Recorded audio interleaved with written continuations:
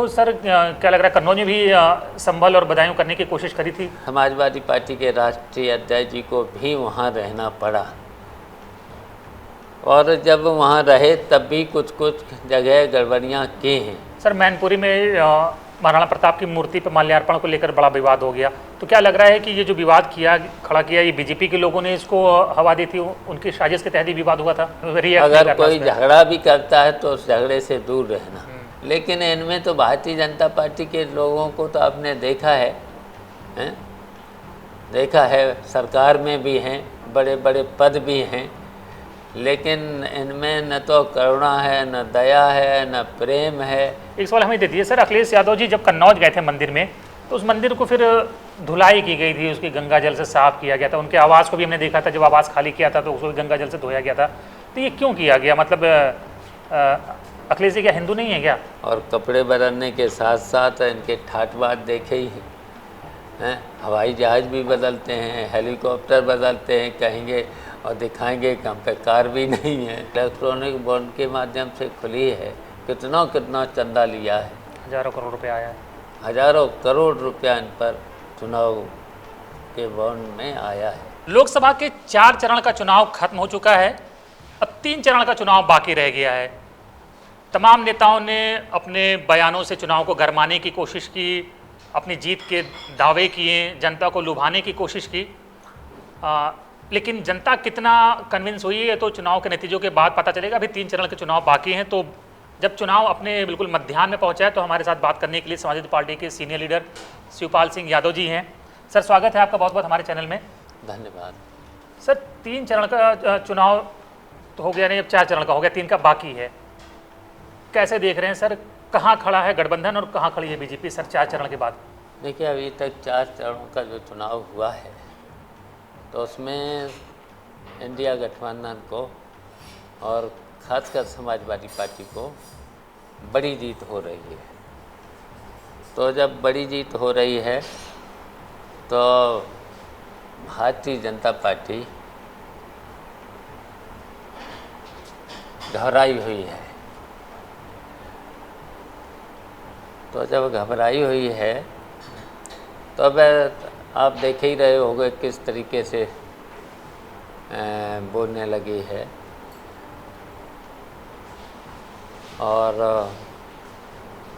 लगता है इसी तरीके से अगर 5वें में, 6वें में, 7वें में भी इंडिया गठबंधन की बड़ी जीत होगी। सर आप कह रहे हैं बड़ी जीत होगी, लेकिन संभल और बदायूं में जो हुआ सबने देखा, वही चीज़ कन्नौज में भी करने की कोशिश की गई है, तो क्या लग रहा है कि शासन प्रशासन और आयोग जो है निष्पक्ष चुनाव करवा रहा है?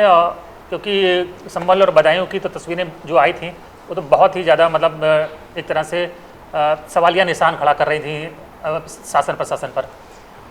देखिए, बदायूं में, संभल में, मैनपुरी लोकसभा में और खासकर जसवंत नगर जो इन्होंने पुलिस के द्वारा खुली छूट दी थी सरकार के इशारे पर, लेकिन नुकसान तो किया ही है। वहाँ पर जो मतदान पड़ना चाहिए था 80%, 90%, 95% तक पोलिंग जो जाती थी, उनमें उन्होंने रोकने का काम किया है। वो सीधा सीधा सरकार का हस्तक्षेप था, लेकिन आयोग में शिकायतें तो करी गई, लेकिन उस पर शायद अभी तक आयोग ने संज्ञान नहीं लिया है। लेना चाहिए था आयोग को, अगर निष्पक्ष चुनाव कराना चाहते हैं। जबकि देखिए, हमेशा आयोग और जिला प्रशासन को निर्देश देता है कि ज़्यादा से ज़्यादा वोट पड़ें, यहाँ तक कि अगर 100% भी वोट पड़ जाए तो उस पर उंगली नहीं उठना चाहिए। अगर मान लीजिए मौके पर सभी वोटर मौजूद हैं तो क्या उसका अधिकार नहीं है? लेकिन इस सरकार ने पुलिस के लोगों को वहाँ पर, मैंने तो देखा है, एसएसपी के इशारे पर, जिलाधिकारी के इशारे पर वोट रोकने का काम किया है। तो ये तो एक तरह से अपराध किया ही है, लेकिन उसके बावजूद भी जहाँ पर जीत बड़ी होती जहाँ पर जीत 2 लाख की होती, ज़्यादा की होती, वहाँ कम की होगी। बस इतना ही ये लोग करा पाए हैं, मार्जिन थोड़ा सा कम कर ले गए। मार्जिन थोड़ा सा कम ले गए। कन्नौज में हमने देखा सर, अखिलेश जी को स्वयं उतरना पड़ा ग्राउंड पे, बूथ बूथ उनको जाना पड़ा, जिस हिसाब से वहाँ के जो प्रत्याशी हैं बीजेपी के, जिस तरह से वो गाली गलौज उनके भाई कर रहे थे, उनकी स्वयं उनके भाई भी कर रहे थे, वो भी जा रहे थे। वीडियो अब तक वायरल हो रहे हैं कि बहुत गंदी गंदी गालियाँ निकल कर सामने आ रही हैं। तो सर क्या लग रहा है, कन्नौज में भी संभल और बदायूं करने की कोशिश करी थी? देखिए, वहाँ का जो प्रत्याशी है उसने पहले भी जी। कई अधिकारियों के, कर्मचारियों के थप्पड़ भी मारे। हाँ। FIR भी नहीं लिखी गई। वो हमेशा वहाँ के जो प्रत्याशी थे हमेशा गुंडई करते रहे। तो ये शासन प्रशासन के सभी के जानकारी में था, और ये भी था कि कन्नौज में प्रशासन का भी शासन के निर्देश से पुलिस के द्वारा वहाँ पर भी गड़बड़ियाँ कराई जा रही थी। तो इसलिए समाजवादी पार्टी के राष्ट्रीय अध्यक्ष जी को भी वहाँ रहना पड़ा, और जब वहाँ रहे तब भी कुछ कुछ जगह गड़बड़ियाँ की हैं। अगर वो नहीं रहते तो और ज़्यादा गड़बड़ियाँ कराई जाती। सर, मैनपुरी में महाराणा प्रताप की मूर्ति पर माल्यार्पण को लेकर बड़ा विवाद हो गया, तो क्या लग रहा है कि ये जो विवाद खड़ा किया, ये बीजेपी के लोगों ने इसको हवा दी थी, उनकी साजिश के तहत ही विवाद हुआ था? हाँ, भारतीय जनता पार्टी के जो वहाँ पर हैं एक वर्ग के लोग हैं, उन्होंने जानबूझ करके वहाँ पर देखिए यादव वर्ग के लोगों को जो गालियाँ दी हैं। हाँ, वीडियो बहुत वायरल हुआ उसके।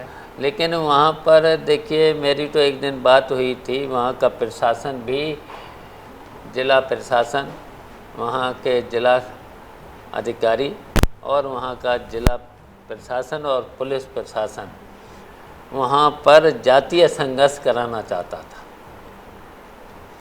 लेकिन हमने तो निर्देश दिए थे, भाई कहीं पर भी शांति से अपना वोट डालना है। अगर कोई गाली भी देता है तो सुन लेना।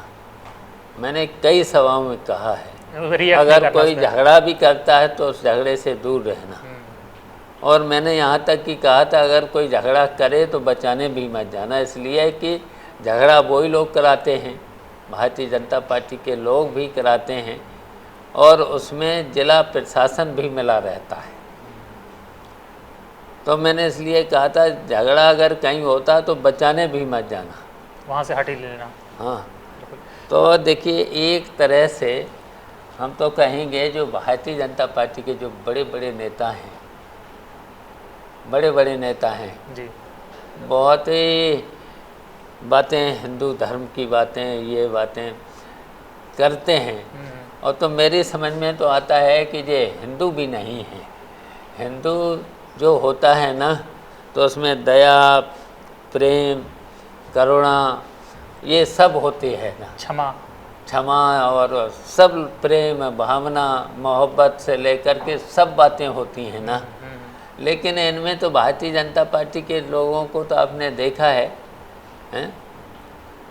है, सरकार में भी हैं, बड़े बड़े पद भी हैं, लेकिन इनमें न तो करुणा है, न दया है, न प्रेम है किसी के भी प्रति। ये तो केवल देखिए हिंदू मुस्लिम, और हिंदू मुस्लिम के साथ साथ जातीय संघर्ष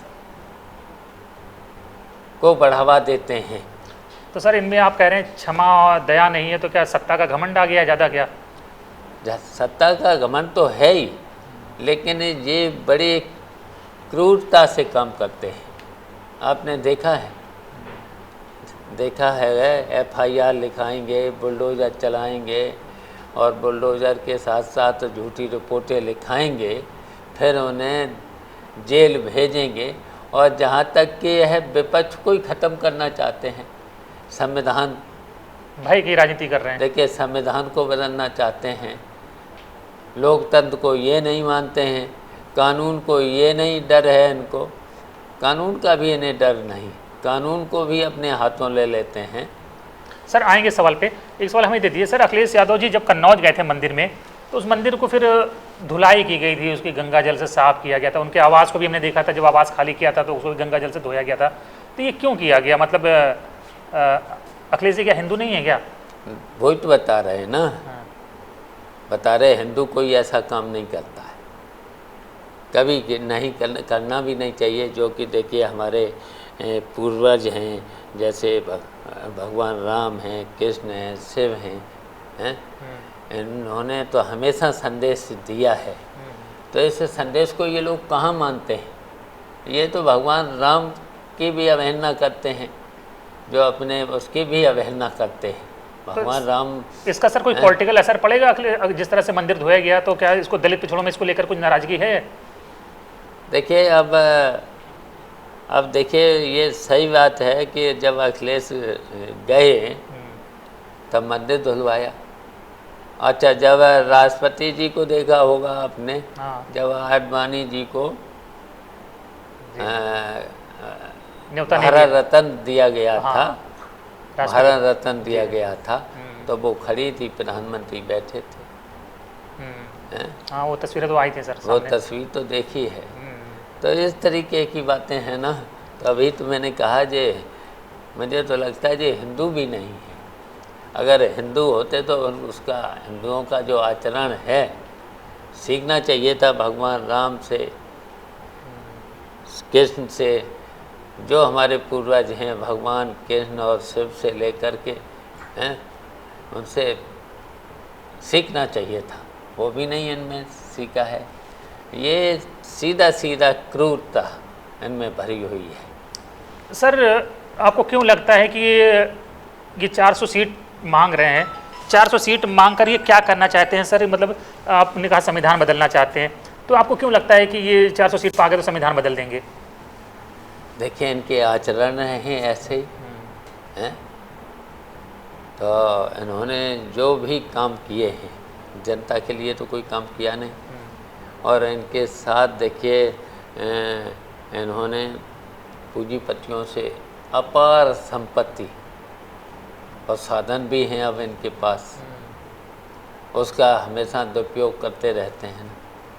और बनेंगे ढोंगी इस तरीके से बनेंगे, मेरे पास कुछ नहीं है, फकीर हैं हम तो, फकीर हैं इस तरीके से। लेकिन हैं नहीं, फकीर 4 बार कपड़ा बदलता है दिन में क्या एक फकीर को? हाँ वही तो बता रहे हैं ना। इनके तो देखिए दिन में 4 बार तो कपड़े बदले जाते हैं ना। और कपड़े बदलने के साथ साथ इनके ठाट बाट देखे ही हैं, हवाई जहाज़ भी बदलते हैं, हेलीकॉप्टर बदलते हैं, कहेंगे और दिखाएंगे कि हम पे कार भी नहीं है। तो ये सब बातें, अपार संपत्ति, अपार साधन हैं इन लोगों के साथ, बहुत कुछ है। गरीबों की हालत आज कैसी है सर? देखिए गरीबों की तो हालत बहुत ही नाजुक है इस समय, खराब है, बहुत ही परेशान हैं। देखिए किसान तो परेशान, दलित तो परेशान, छात्र इसलिए बेरोजगार है तो वो परेशान है, सब परेशान हैं। ये परेशानी दूर कौन करेगा? कैसे दूर होगी? अब परेशानी के लिए तो यही है कि देखिए जो हमारा इंडिया गठबंधन मिला है, जनता को उसी को सपोर्ट करना चाहिए, उसी को वोट करना चाहिए, जिससे ये भारतीय जनता पार्टी सरकार से हटे। आप लोग कह रहे हैं कि सरकार बनेगी तो महिलाओं को 1 लाख रुपया सालाना देंगे, और जो छात्रों को भी अप्रेंटिस करने के लिए 1 लाख रुपया सालाना देंगे। नहीं सही है, देना होगा। देखिए अभी जिस तरीके से इन्होंने बजट का दुरुपयोग किया है, लेकिन देखिए उन्होंने वादा तो किया था हम देश पर कर्जा कम करेंगे, कम से कम अगर हिसाब लगाया जाए तो 5 गुना देश पर कर्जा बढ़ा है। 500 लाख करोड़ से ऊपर हो गया है। हाँ, बहुत कर्जा बढ़ा है। तो इनकी बातें सभी, किसानों की आय हम दोगुनी करेंगे। अब इस समय देखिए दलित भी बहुत परेशान है। अब बताइए वो 5 किलो चावल, गेहूँ सो भी सड़ा हुआ, कोई अच्छा तो दे नहीं रहे।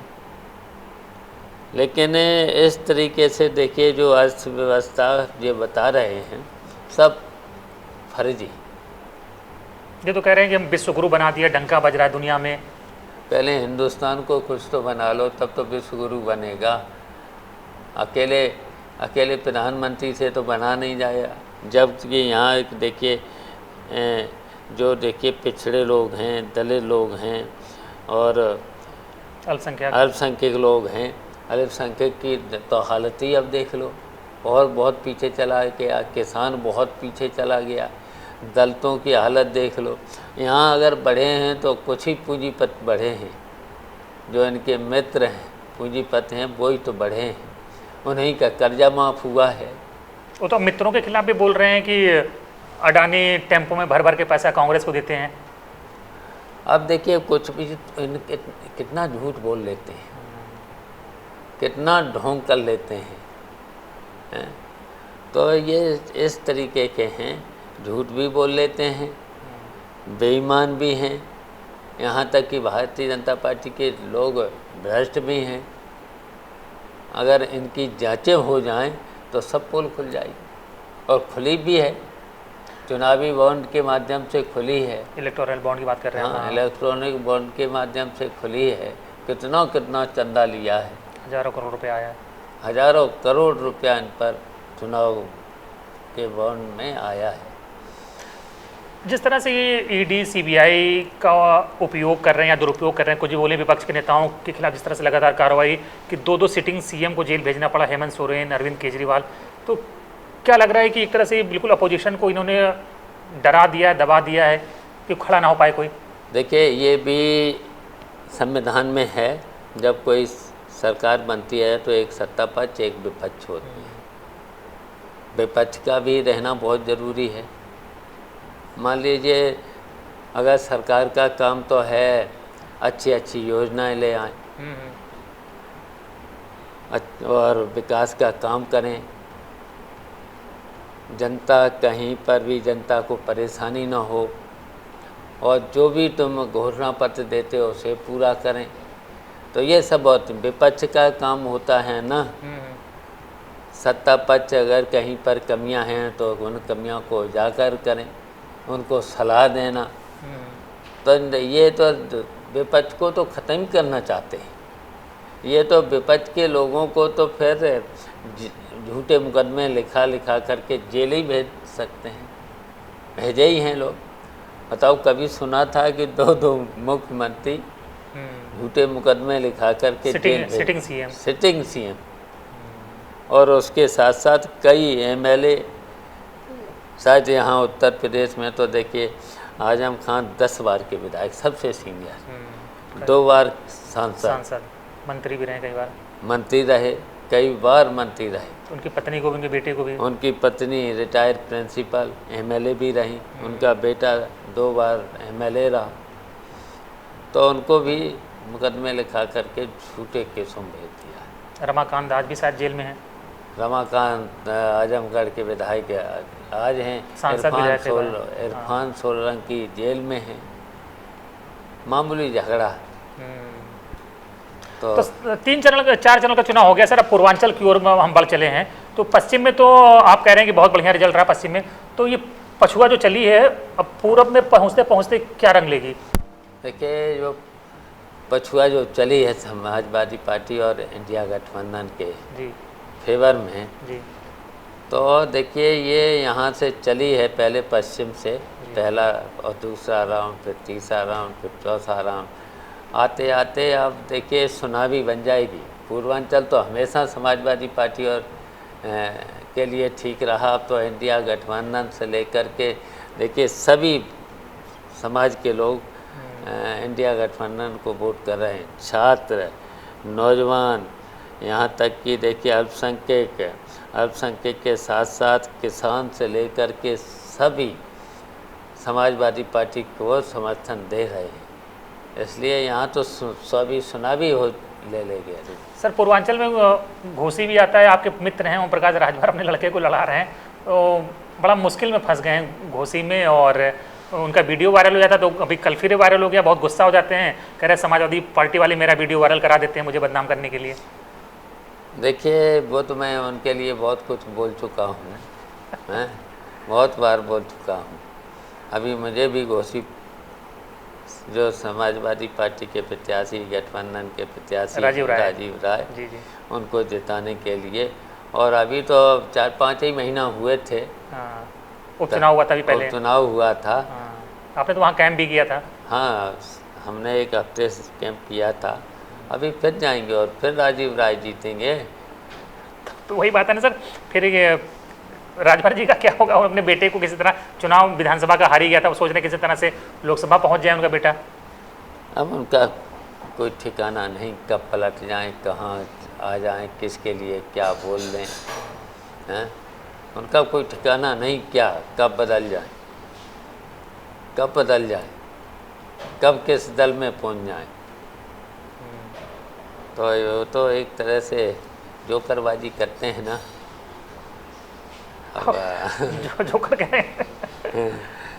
वो तो करते हैं, लेकिन वो इंडिया गठबंधन वहाँ जीतेगा, राजीव राय चुनाव जीतेंगे, इनका बेटा हारेगा। अरे बस खत्म करें सर, अब 1-2 सवाल और आखिरी आगे।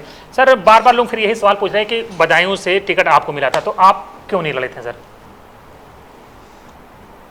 देखिए, ये तो पार्टी तय करती है, राष्ट्रीय पार्टी तय करती है कौन कहाँ शिफ्ट किया जाए, कौन वहाँ से ठीक रहेगा। और